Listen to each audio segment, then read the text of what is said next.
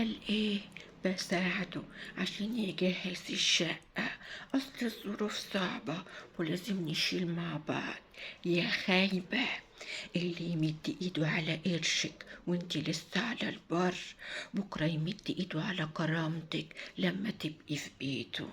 البطولة مش في قلع الدبلة قدام الناس، البطولة انك ما تلبسيهاش من واحد مش قد الشيلة من الاول.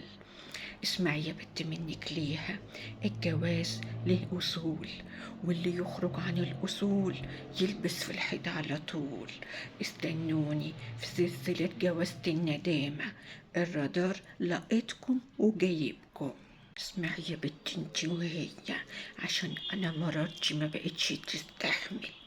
بقى الواحدة فيكم تطلع عينها في الشغل وتوفر تمن الركوب وتمشي، وفي الآخر تروح تدي لخطيبها مرتبها أول الشهر عشان يبيض الشقة. ليه يا ضنايا؟ هو انتي ايه داخلين مشروع تخرج واحنا ما نعرفش؟ الراجل اللي عينه تروح على قرش خطيبته قبل كتب الكتاب ده يبقى راجل مسؤوليته ناقصة. هتقولي لي بنساعد بعض، هقولك ساعديه لما يقع وهو شايل، مش اشيله هو بالشيلة من اول خطوة. اللي يتعود ياخد منك النهاردة بكرة هيقولك هاتي الكارت بتاعك عشان لسه مرتبي منزلش. اصحي يا كوين، الكوين بتبني مملكتها مش بتبني بيت هيقع فوق دماغها من اول يوم. قال ايه؟ حطيت فلوسي في جمعية مع امه عشان تشيلها لي. قامت امه يا حبيبتي بكل حنية صرفت الفلوس على علاجها، وانتي يا عيني تقولي حصل خير. خير ايه يا موكوسة؟ الخير ده تعمليه لما تبقى لقمة في ايدك وانتي مش عايزاها فتديها لغيرك. المشكلة مش في الست اللي تعبت، المشكلة في ابنها اللي استحل قرشك. الست اللي تستحل قرش غريبة لسه ما دخلتش بيتها بكرة تستحل راحتك وخصوصياتك. خليكي عارفة، فلوسك اللي تخرج منك في الخطوبة اعتبريها صدقة جارية ومش راجعة. والمحروس يقولك ايه؟ ماما هتعيش معانا في الشقة الإيجار اللي انتي دافعة تمنها، أصلها نور عينه.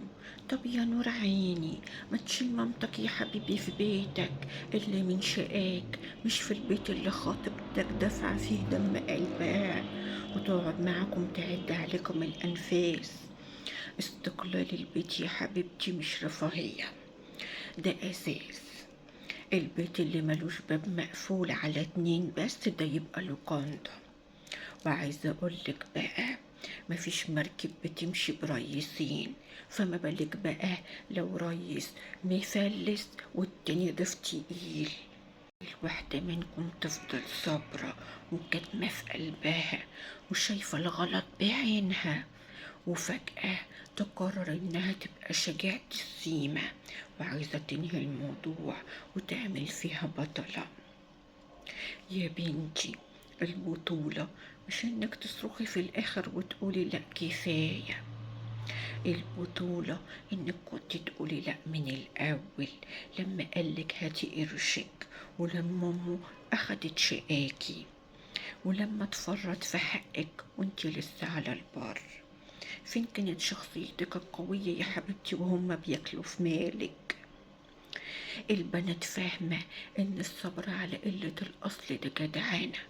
لا يا حبيبتي، ده اسمه تنازل، واللي بتتنازل مرة بتمضي شيك على بياض انها هتتنازل طول العمر. البطولة المتأخرة دي يا ضنايا بتبقى زي اللي رايحة تشتري دوا الميت، لا هينفع ولا هيشفع. ما تفرحيش بلمة الناس حواليك دلوقتي وانتي بتمثلي قوة في النهاية. افرحي بنفسك لو كنتي وقفتي المركب من البداية. الكوين اللي بجد هي اللي بتحمي مملكتها قبل ما تتهد، مش اللي تقعد تندب وتقول انا هو خلاص نهيت الموضوع. فوقتي متأخر بعد ما القطر داس على طرف طرحتك وأكلوا مالك وشقاكي يا موكوسة. والبت تقولك ايه؟